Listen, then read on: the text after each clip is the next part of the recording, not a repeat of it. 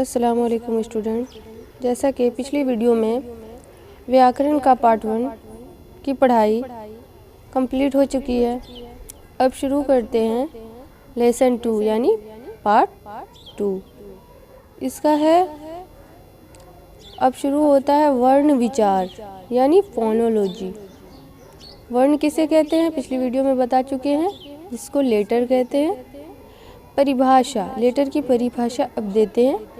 परिभाषा वह छोटी से छोटी ध्वनि जिसके और टुकड़े ना किए जा सके वर्ण कहलाते हैं, यानी छोटी छोटी जो लेटर होते हैं ना उसको। अब जैसे देखिए कमल, तो का प्लस आ प्लस मा प्लस ए प्लस ल और प्लस ए, तो ये मिलाकर हुआ कमल। ठीक है, उसका उच्चारण में प्रयुक्त ध्वनियाँ हैं, शब्द है, ये कहलाती है। वर्णमाला यानी अल्फ़ाबेट। अल्फ़ाबेट क्या है, इनकी परिभाषा देखिए। किसी भाषा में प्रयुक्त होने वाले सभी वर्णों के क्रमबद्ध समूह को वर्णमाला कहते हैं। किसे कहते हैं, ध्यान दीजिएगा। किसी भाषा में प्रयुक्त होने वाले यानी यूज़ होने वाले सभी वर्णों के क्रमबद्ध समूह को वर्णमाला कहते हैं। हिंदी की वर्णमाला निम्नलिखित है। देखिए यहाँ पर किस तरह से छपी हुई है, ध्यान दीजिएगा।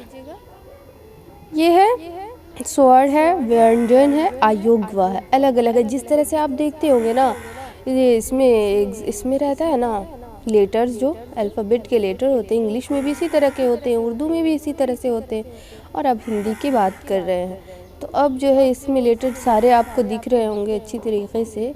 ए आ ई ऊ ई री ए ओ औ, तो ये सारे हैं स्वर वर्ण यानी वॉवेल्स हैं।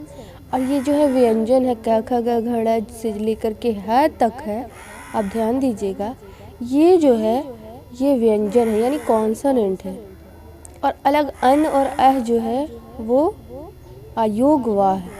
वो अलग से अतिरिक्त ध्वनियाँ जो ड है, ढ है, ये अलग से दी हुई है, इनकी अलग है, मतलब उसकी कुछ मान। इसके बारे में भी पूरी डिटेल्स होगी, आप ध्यान दीजिएगा।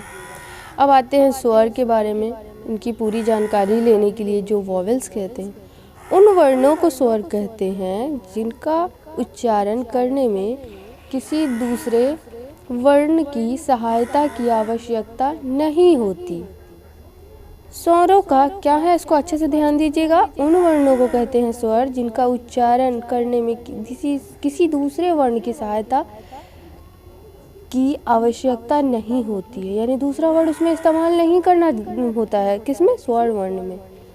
तो अब स्वर वर्ण के कितने प्रकार हैं, नहीं सॉरी, स्वरों का उच्चारण करते समय मुख यानी मुंह के भीतर की वायु बिना किसी रुकावट के बाहर निकलती है, यानी कोई भी उसमें दिक्कत नहीं आती है। जो मुंह से हम आवाज़ निकालते हैं उसमें कोई प्रॉब्लम नहीं होती है, तो इसको कहते हैं, उसी को स्वर्ण वर्ण कहते हैं। जो आसानी से मुंह से, मुख जो कहते हैं ना, मुंह ही कहते हैं, मुंह के अंदर से यानी भीतर की वायु यानी हवा बिना किसी रुकावट के, बिना कोई कॉम्प्लिकेशन के बाहर निकलती है, उसे हम स्वर्ण वर्ण कहते हैं। अब स्वर्ण वर्ण के कितने प्रकार हैं। नंबर 1, ह्रस्व स्वर तथा दीर्घ स्वर। ये 2 प्रकार के स्वर वर्ण होते हैं। अब देखिए स्वर वर्ण के जो 2 प्रकार हैं उनकी परिभाषा यहाँ लिखी है।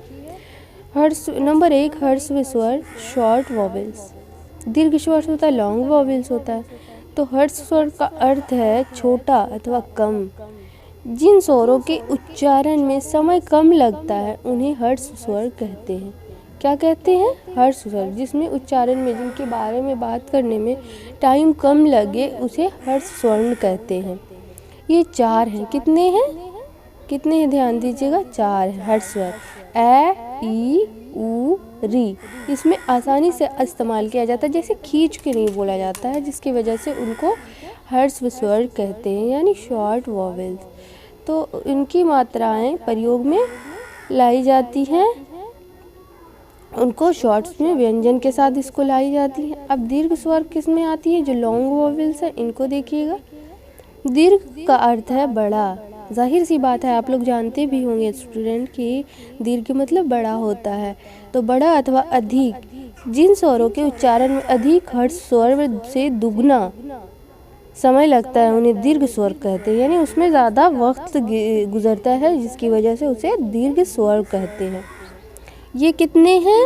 तो स्टूडेंट इसको ध्यान दीजिएगा, ये 7 हैं। वो कितने थे? वो 4 थे, हर्ष स्वर 4 थे और दीर्घ स्वर जो है ये 7 हैं। तो कौन कौन है ज़रा ध्यान दीजिएगा। आ, ई, उ, ए, इसे आराम आराम से बोला जाता है। ए, ओ, औ।